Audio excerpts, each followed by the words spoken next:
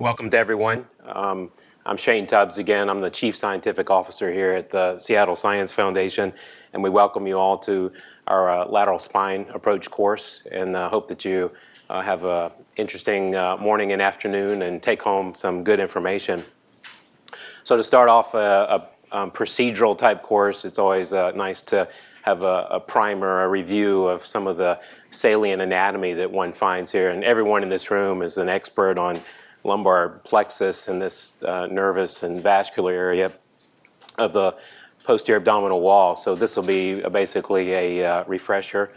And as you know, when you look on paper at the lumbar plexus, it's a fairly simple thing compared to brachial plexus, sacral plexus, and doesn't have all the convolutions and circuitous pathways that you see in those other previously mentioned plexi. However, this plexus is often swept under the rug in medical training, both at the resident level, fellow level, and especially at the medical student level. So it gets kind of put as a stepchild underneath the brachial plexus, which has more attention in the medical curriculum. So as you look at the plexus and look at actually where all the small fibers run and continuing as cutaneous branches, the muscular branches, the articular branches, vascular branches, you can put together a map that looks something like this. So it's not as simplified as the little diagrammatic pictures that you find online and in major anatomical textbooks. So it can be a formidable region, and what the surgeon has to do is look at a map like this that shows all of the smaller branches, et cetera, and decide what is something that can be moved around and what's something that you need to stay away from. Believe it or not, it's difficult to find good imaging of the lumbar plexus, and in particular related to surgical approaches for lateral spine, oblique spine, et cetera. So you have to look fairly hard. This is a picture which is a little bit on the elementary side and is in a textbook that probably shows more of the branches and details more of the morphology of the plexus than any of the other available books on the market. So what I'd like to do is first just start and go through some of the branches, give you a general overview of who they are. They're all familiar to everyone in this room. And then with that as a basis, then we'll build up and look at some of the more specific, finer details of some of the distant branches, which you may or may not encounter when you're doing a direct lateral or oblique approaches to the spine.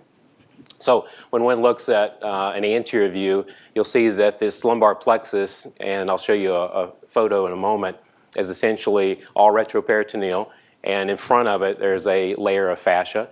And that fascia takes on the name of whatever muscle it's associated with. So you could use a catch-all retroperitoneal fascia, and then within that, if it's behind the transversus abdominis muscle, transversalis fascia. If it's over the psoas major, psoas fascia, iliacus fascia.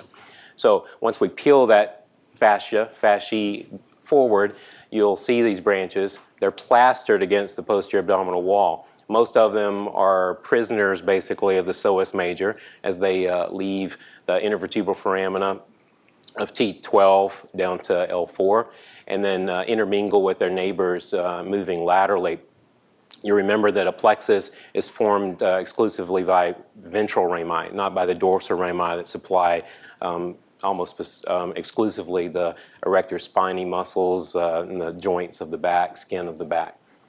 Now, this picture also shows you this intermingled lumbar plexus and its relationships to the autonomic plexuses that are in this area, preaortic plexuses, the superior hypogastric plexus, and I'll mention those briefly. So as we look, and in the midline of this picture, you can see right here in the middle, we have our splanchnic nerves. These are emanating from the thorax. Remember your thoracic splanchnics. These are preganglionic fibers. They head down through the crura of the diaphragm, and then they end in the ganglia that are surrounding the celiac artery, SMA, and the renal artery, its proximal portion. So these are bringing in sympathetic fibers to these celiac plexus. You'll then see that these fibers trickle down in the preaortic fashion they're being supported laterally by branches from the lumbar plexus. So these lumbar splanchnic nerves that you see that are rising at different levels as we go down, right, feed in medially. And then as soon as this preaortic plexus, which again is from thoracic preganglionic splanchnics and then lumbar splanchnics coming in laterally, passes down below the aortic bifurcation, and then that area is what we refer to as the superior hypogastric plexus. And it's almost exclusively a sympathetic plexus. It has some afferent fibers that are bringing back pain sensation from a select few pelvic organs, but in general, it's a sympathetic plexus. Now, once it descends down around lateral to the rectum, it intermingles with S2, 3, and 4 fibers to form your inferior hypogastric plexus, which is a paired sympathetic and parasympathetic plexus. Now, the reason for mentioning that, the sympathetic trunk, as it descends down medial to the psoas major, as you'll see here, intermingles with the lumbar plexus fibers laterally via the rami communicantes. So these little fibers will allow for preganglionic fibers to go from the trunk onto those lumbar ventral rami. And that happens down to about L1, L2, and then below L2, L1, you just have gray rami communicantes. So remember, the sympathetic system is a T1 to L1 system for spinal cord. If we look up at the very first branch, and this is posterior abdominal wall, psoas major, we see the quadratus lumborum that runs between the iliac crest and the 12th rib, and coming out just underneath the diaphragm and running here as the first regional branch of what some people will include in the lumbar plexus is your subcostal nerve. Subcostal nerve, as its name implies, is the last intercostal nerve, and this branch will run down and end about 4 centimeters above your pubic crest. Ends as a sensory branch, and obviously as this nerve runs through these lateral and anterior abdominal wall muscles, it innervates those muscles. So it ends as a cutaneous branch, but in its course will innervate muscles of the anterior abdominal wall. It does that just like its comrades here on the back of the abdominal wall. So this is the iliohypogastric and the ilioinguinal. Iliohypogastric is usually a fusion of T12 and L1. Ilioinguinal is almost exclusively an L1 contribution for its fibers. These three nerves, subcostal, iliohypogastric, ilioinguinal, run through the anterior abdominal wall musculature between the transversus abdominis and the internal obliques, innervate those muscles as they go, and then terminate as these anterior cutaneous branches that innervate sensation from the umbilicus and down. In fact, the iliohypogastric's terminal cutaneous branch ends just above the pubic bone. So an old name for it was the suprapubic nerve. So suprapubic pain is carried via the iliohypogastric nerve.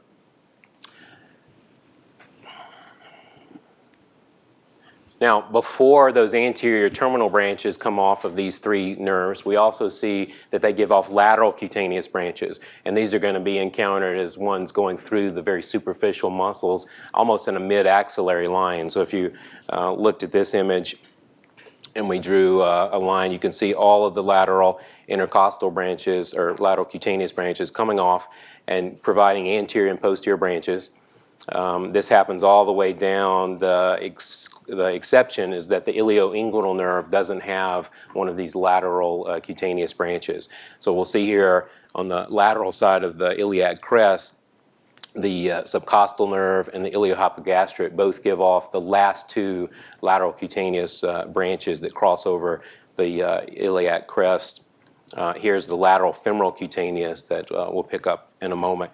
Nice depiction of these anterior branches of the thoraco-abdominal nerves, plus those lower three nerves I just mentioned, subcostal, iliohypogastric, ilioinguinal, and you'll see how they anastomose with each other here close to the midline, or another way of looking at it is the lateral edge of the rectus abdominis. More in concern when folks are harvesting iliac crest are these little lateral cutaneous branches of the subcostal and the iliohypogastric nerve. So we see the subcostal nerve as it swings down and gives off a more anterior branch, lateral branch, and this very specifically crosses over the skin over the hip joint. The branch of the iliohypogastric, that's a lateral cutaneous branch, is more posteriorly located. Again, ilioinguinal does not have a lateral cutaneous branch. Here's a posterior view. We see the 12th rib, so the subcostal nerve. Here's his lateral cutaneous branch. Here's the iliohypogastric with his lateral cutaneous branch. These would be the cluneal nerves. Remember, we have 3 sets of cluneals. These are superior cluneals, which are derived from the dorsal rami of the upper 3 lumbar vertebrae. Cutaneous branches, so if we look at the lumbar plexus in general, and aside from the branches I just mentioned to you that are cutaneous from subcostal, iliohypogastric, ilioinguinal, we see the branches of some of the distal branches. So, for example, lateral femoral cutaneous, his cutaneous branches. We see anterior femoral branches from the femoral nerve. A little bit of the obturator nerve will have something that goes to the skin of the medial upper thigh. And finally, we see some cutaneous branches of the ilioinguinal that ends in the anterior scrotum or the anterior labia majora.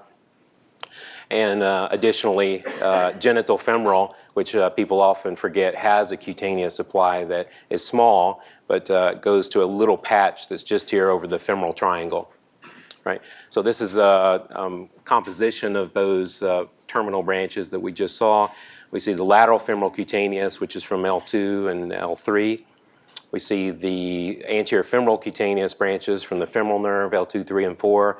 And if you remember the longest nerve in the body, not the sciatic nerve, it's the saphenous nerve. It's a cutaneous branch off of the femoral and rides all the way down the medial leg, all the way down to the medial foot. So this whole blue area is a representation of the cutaneous distribution of the femoral nerve from L2, 3, and 4.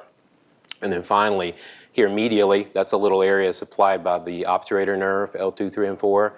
And then up more proximally, this first little divot is going to represent the cutaneous fibers of the genital femoral nerve, right, from L1 and L2. And then more medially from the ilioinguinal nerve, which has a little medial cutaneous branch to the femur and then a smaller branch to the scrotum or labia.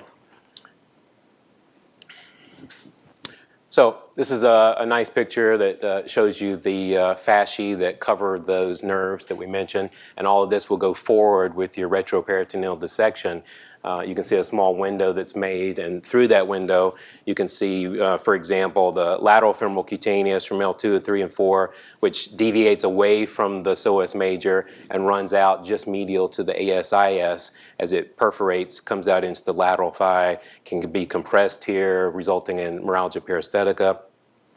We also see very nicely branches of the genital femoral nerve, and it often branches internally. So we have our genital branch, our femoral branch piercing out just above to go to the skin above the femoral triangle.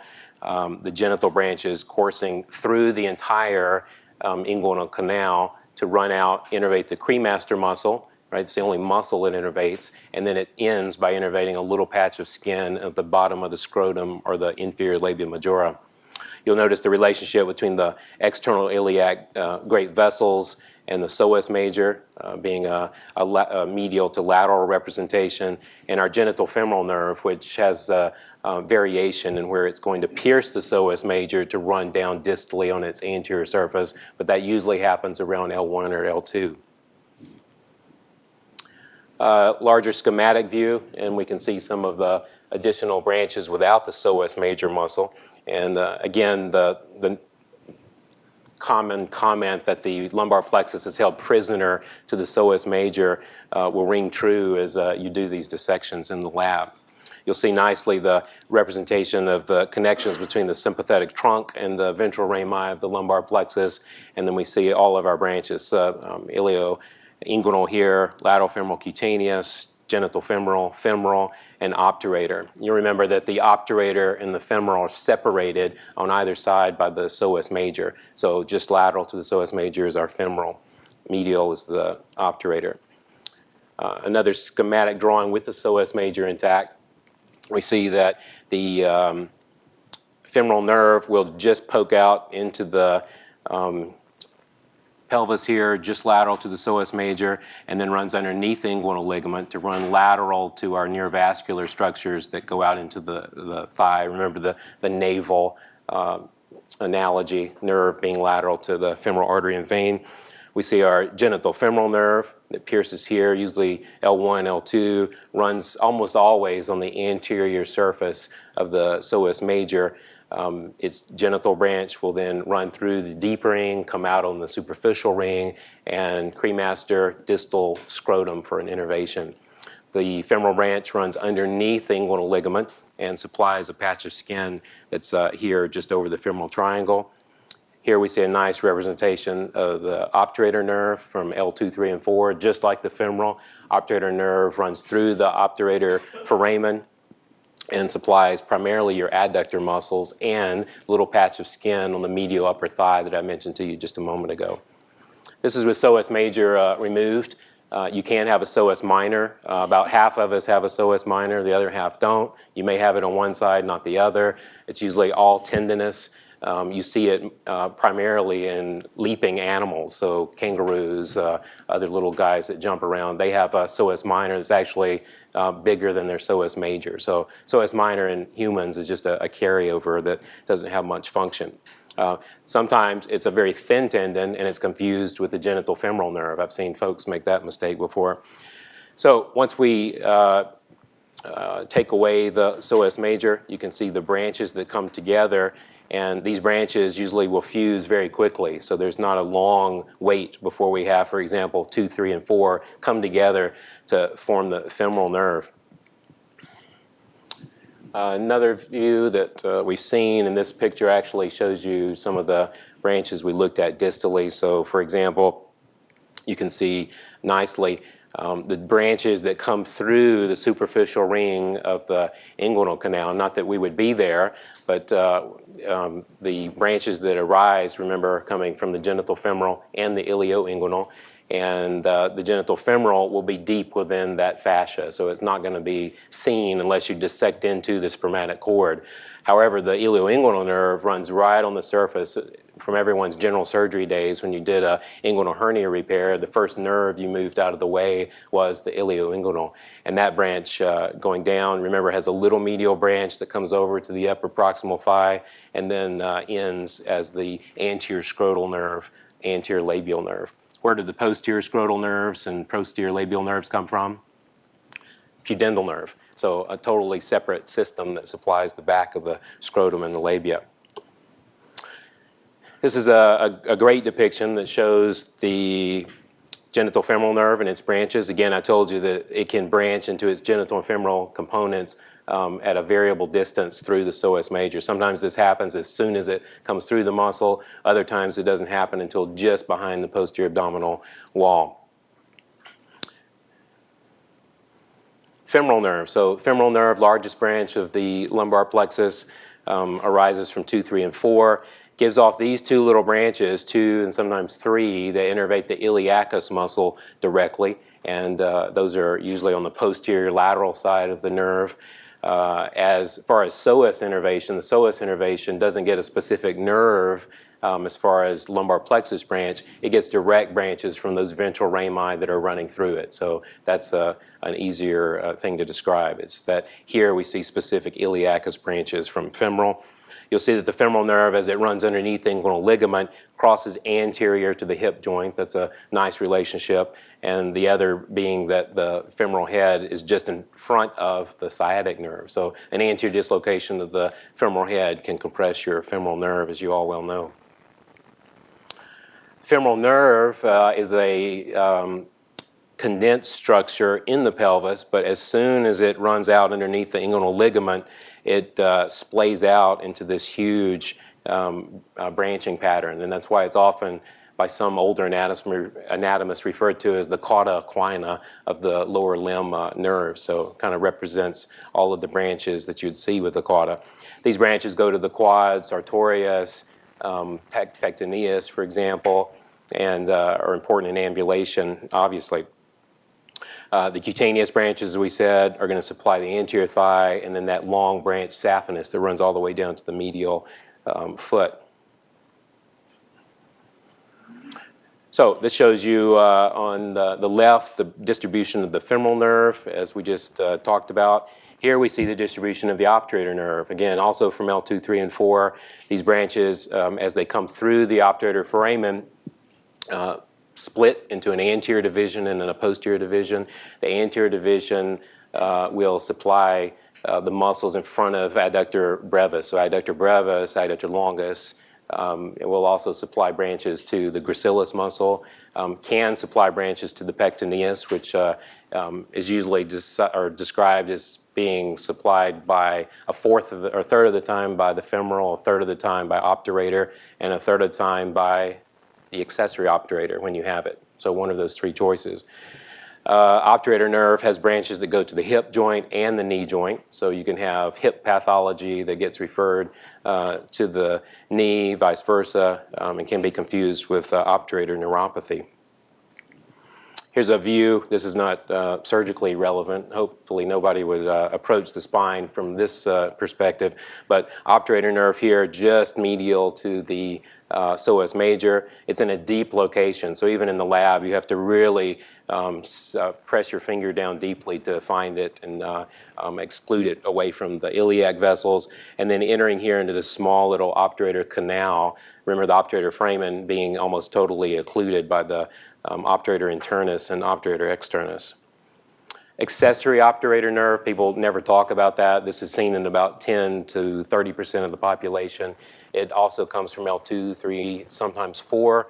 And the best way to think about it is it's just an early splitting of the obturator nerve that then decides to come back together at some point outside of the pelvis. As you'll see in this image, we have the obturator, we have the accessory, and then here the accessory is forming a little loop that goes anterior to the pelvis, right? So it doesn't go through the obturator foramen as the normal obturator, but on the outside they form a little loop. Accessory can innervate the hip joint, usually does innervate the hip joint, and also can be a contributor to pectineus function. So trying to come up with better ways to see these nerves when you're doing dissections through small portals and come up with landmarks that are referable to bony landmarks. We took small filaments of wire in the lab. These were taken here just across the hall in the SSF laboratories. And these small filaments were placed exactly along the pathway of each of the branches of the lumbar plexus. So here in an anterior view, we can see subcostal, ilioinguinal, genital femoral, obturator, femoral, lateral femoral cutaneous. And that's nice to see, but more germane for the lateral approach is to see those same wires applied for the bony landmarks here. So you'll see that there's a fairly busy area around 4 or 5 where most of the action is happening, and that's where, unfortunately, most of the motor action is happening that is consequential if you injure it, being femoral nerve and obturator nerve. Up higher, the subcostal, iliohypogastric, ilioinguinal, there are large intervals between them. Their branches are usually less tethered in the psoas major and come out more posterior to it. But again, it's here where you see this crossing of the 3 fibers, including the lateral femoral cutaneous, that things can get a little sticky. And a very simple take-home message is looking at where those happened in a series of cadavers. Approaches to the anterior 2/3 of the L4 vertebra and the anterior third of the L5 result in the lowest chance of lumbar plexus injury. So a slight oblique movement of those fibers as you go. Sometimes it's impossible to avoid those areas, but at least with the knowledge that that's where the highest concentration of these nerves are found can be useful. Using that data, we put together a semi-schematic view here, more of a lateral view of what one would see with the ventral rami exiting through the intervertebral foramina, coming out into the psoas, fusing to form the lumbar plexus, and then it's all the distal branches. And then based on that anatomic study and putting together where the most concentrated fibers would be, we put together this animation that shows both an open dissection view and then also views of a lateral approach to the spine. So we see lumbar plexus, psoas is removed. So iliohypogastric, ilioinguinal, lateral femoral cutaneous, genital femoral, obturator nerve, medial to the psoas major. Lateral approach, we see the two right in the middle of the field. These represent the iliohypogastric and ilioinguinal. Subcostal nerve just below T12. And then in closing, remember that the lumbar plexus basically feeds into the lumbosacral plexus. So our L4 and L5 contributions will fuse together just medial to the obturator nerve to form the lumbosacral trunk, and that trunk then brings in lumbar fibers and S1 fibers to our probably even more important collective lumbosacral plexus. So a very short review for some of the salient anatomy of the lumbar plexus, and hopefully some of that would be useful for you, and thank you for your attention.